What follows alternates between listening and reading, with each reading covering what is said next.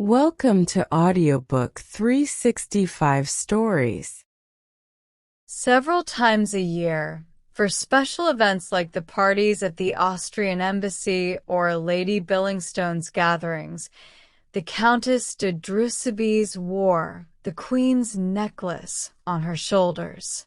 It was the famous necklace made by court jewelers Boehmer and Bassenge for Madame du Barry, and later intended for Marie Antoinette, the Queen of France, by Cardinal de Rohan-Soubise. However, it was torn apart by Jeanne de Valois, Countess de La Motte, in 1785.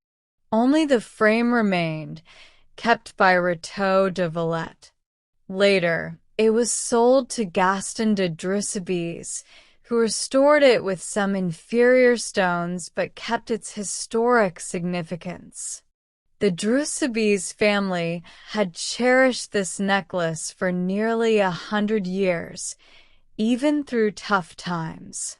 They chose to cut back on expenses rather than sell this royal relic. The current count was especially attached to it, treating it like a cherished family heirloom. He kept it safe in a bank vault and would retrieve it himself whenever his wife wanted to wear it. At a special event at the Palais de Castille, the Countess dazzled everyone with the necklace's beauty. King Christian himself praised her grace and elegance. The diamonds sparkled like fire, enhancing her beauty in a way only she could carry off. After the successful evening, the Count de Dreux was very happy as they returned home to their old house in Faubourg Saint-Germain. He felt proud of his wife and equally proud of the necklace, which had added glory to their noble family for many years. His wife also admired the necklace with childlike delight, reluctantly taking it off her shoulders and handing it to her husband, who admired it as if seeing it for the first time. He carefully placed it in its red leather case with the cardinal's emblem and then went to a nearby room, accessible only through a door at the foot of their bed. There, he hid it on a high shelf among hat boxes and piles of linen, as he had done before. Closing the door, he went to bed.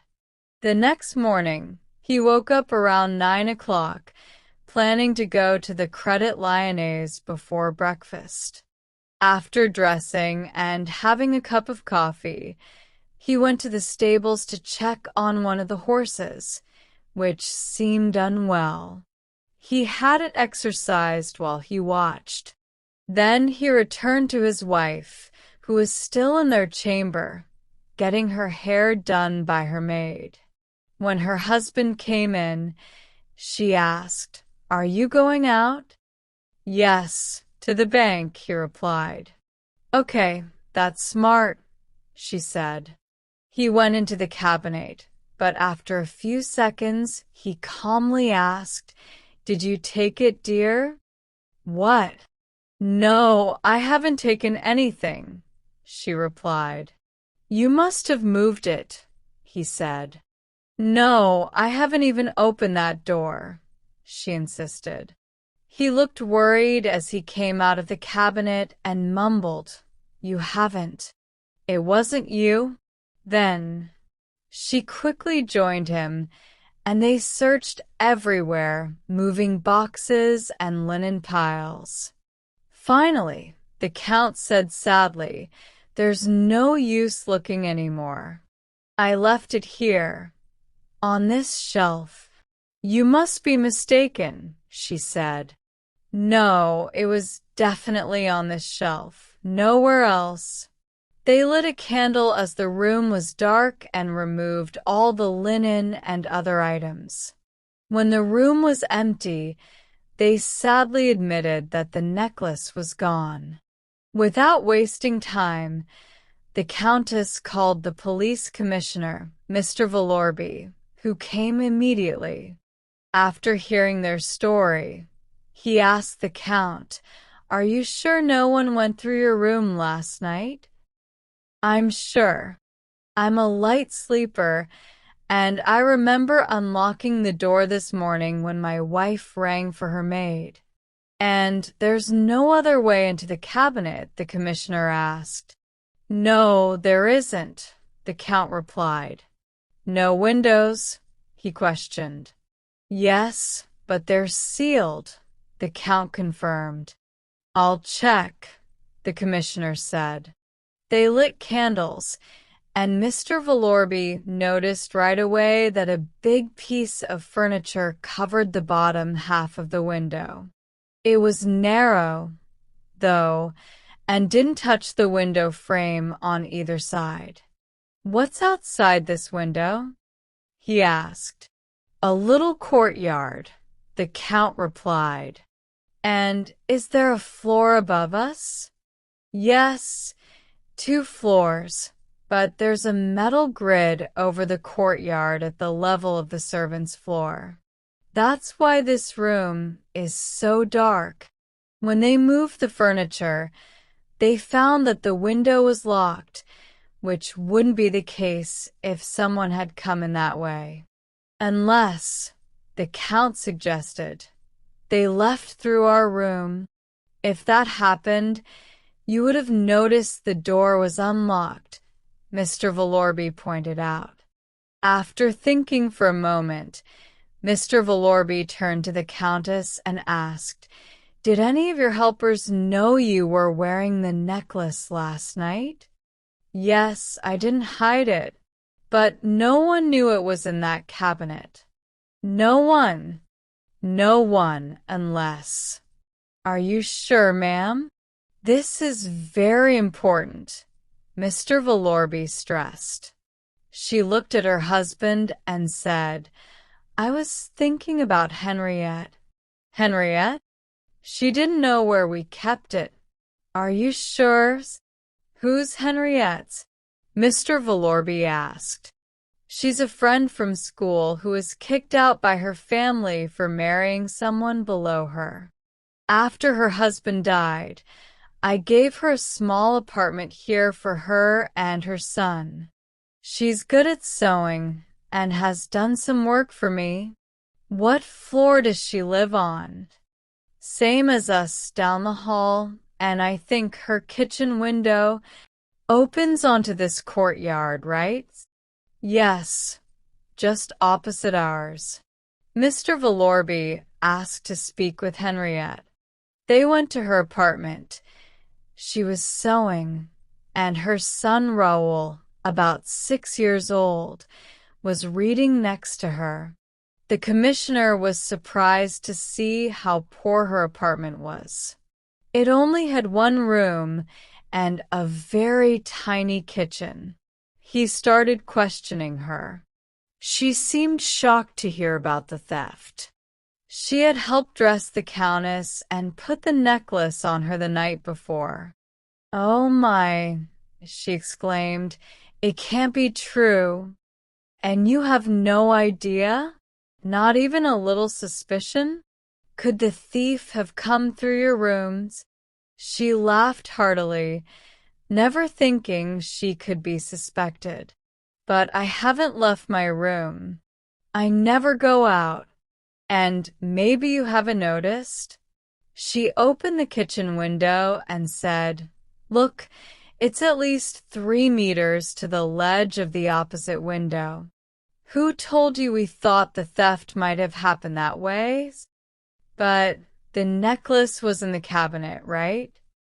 "How do you know that?" "Well, I've always known it was kept there at night.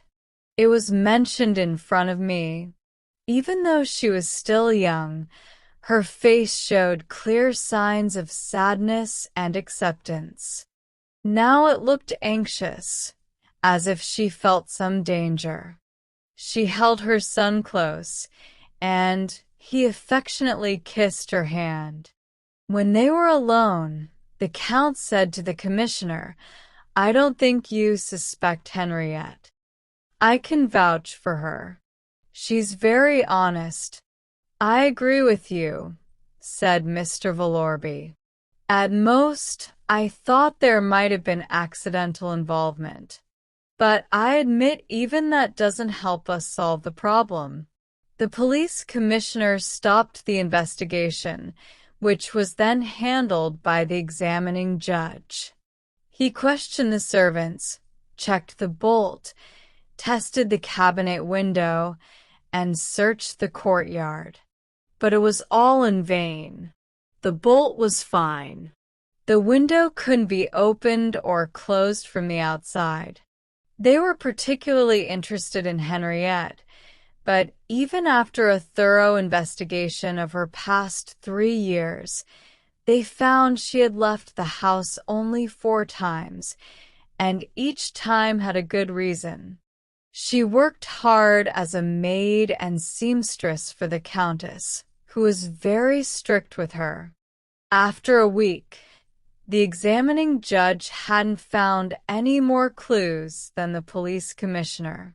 He said, even if we knew who did it, which we don't, we still don't know how. We're facing 2 problems, a locked door and a closed window.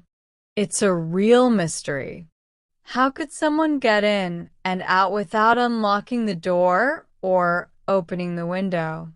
After 4 months, the judge secretly thought that the Count and Countess were having financial problems, so they sold the Queen's necklace. He stopped investigating. Losing the famous jewel was really bad for the Drusibys. Without the necklace, they didn't have money to rely on anymore, so they had to deal with tougher creditors and lenders.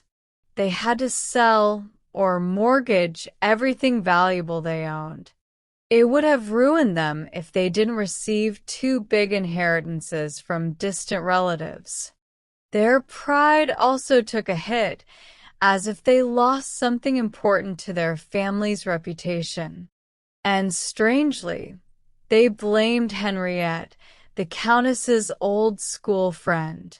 The Countess was very angry with her and accused her openly. First, Henriette was moved to the servants' area, and then she was fired. For a while, the Count and Countess didn't have much excitement in their lives. They traveled a lot. There was only one strange thing that happened during that time. A few months after Henriette left, the Countess got a surprising letter from her. Madam, I don't know how to thank you. Was it you who sent me this? It couldn't have been anyone else. Only you know where I live. If I'm wrong, I apologize and thank you for your past kindness. The Countess wondered why Henriette was thanking her. She hadn't been very kind to her before. So, she asked Henriette. Henriette explained that she got a letter in the mail with 2 banknotes worth 1,000 francs each. The envelope had a Paris postmark, but the handwriting was disguised. Where did the money come from? Who sent it? And why? Henriette got a similar letter and money again after 12 months. And then again and again every year for 6 years. In the 5th and 6th years, the amount was doubled. One time, the post office took a letter because it wasn't registered, but the last 2 were sent properly. The first one was from Saint-Germain, and the other from Chourisons.